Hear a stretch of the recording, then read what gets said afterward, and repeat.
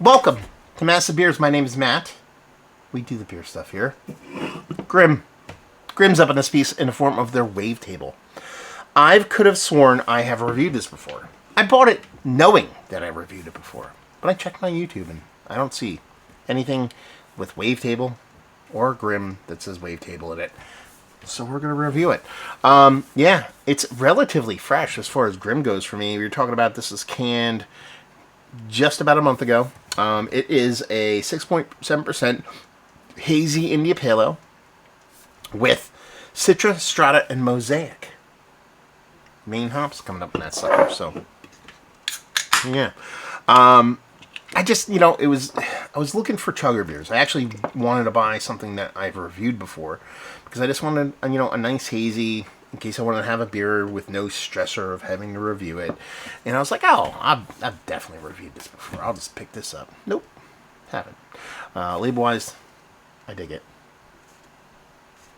It's a wave. A table of wave. But the surprising part about this is Grimm tends to be the heftier price point when it comes to their beers. Actually, there's this weird kind of like fluctuation. Sometimes they're expensive, sometimes they're not. But I'm always hesitant to pick them up because knee-jerk is they're going to be quite pricey.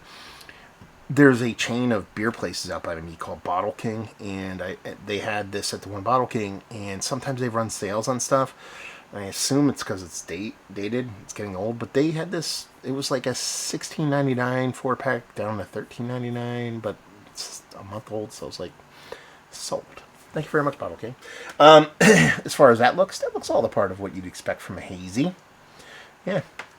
Nice orange core to it, that little bit of kind of softer, lighter edges to it. Not big head on it, but I talk a lot, so it dissipated quite a bit. I'm sure if I give it a little bit of a swirl like that, look at that. Back it comes, because I talk too much. So you're talking about a pinky finger, infinitely tight little soapy edge to it. Definitely looks the part of a nice hazy. That's good nose.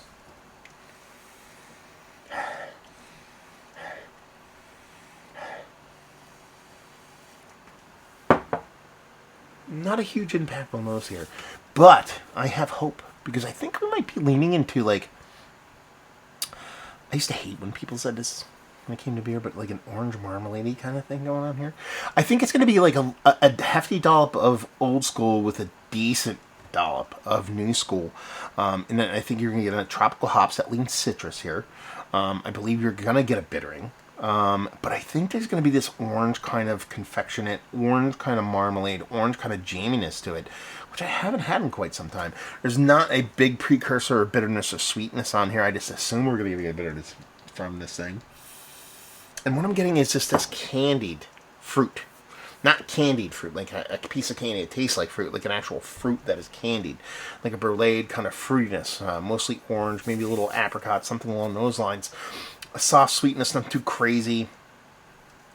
It's a weird nose because knee-jerk I should be like, I don't think I'm going to get a lot out of this beer.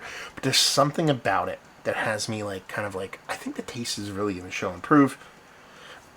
Only one way to find out. Cheers, y'all.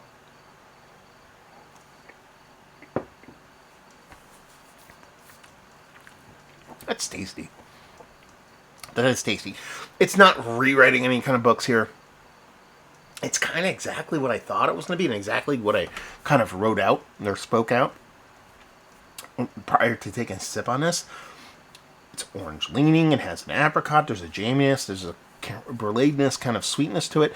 Nothing over the top. There's a subtle bittering to it. It's got a nice mouthfeel. Nothing too crazy. Done and done.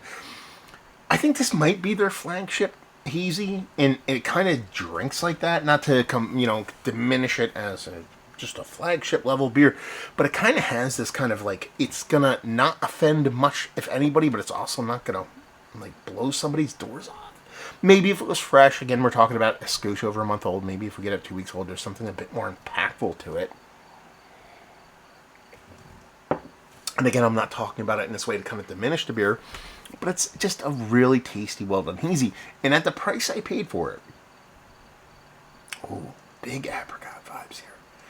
That one, big, like crazy bonkers apricot. So it's kind of building with each sip. I'm getting a little bit more. So maybe I should pump the brakes and let this kind of open up and let this be its thing for a little bit. I thought it was going to be orange jammy. No, it's apricot jammy.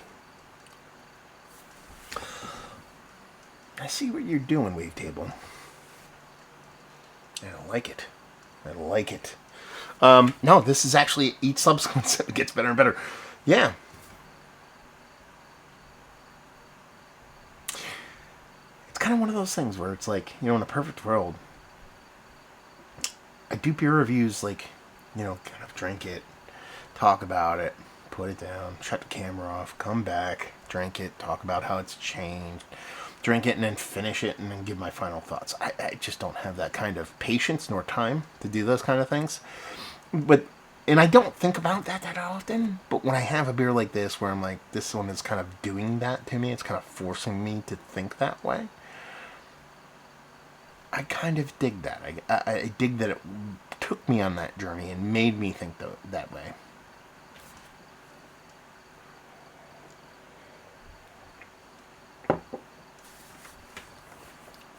That's fun. Again, we're not rewriting record books here. We're not, again, but there's something cool coming out of here from an apricot jammy thing that I don't get a ton in IPAs, and this is really kind of tickling me pink.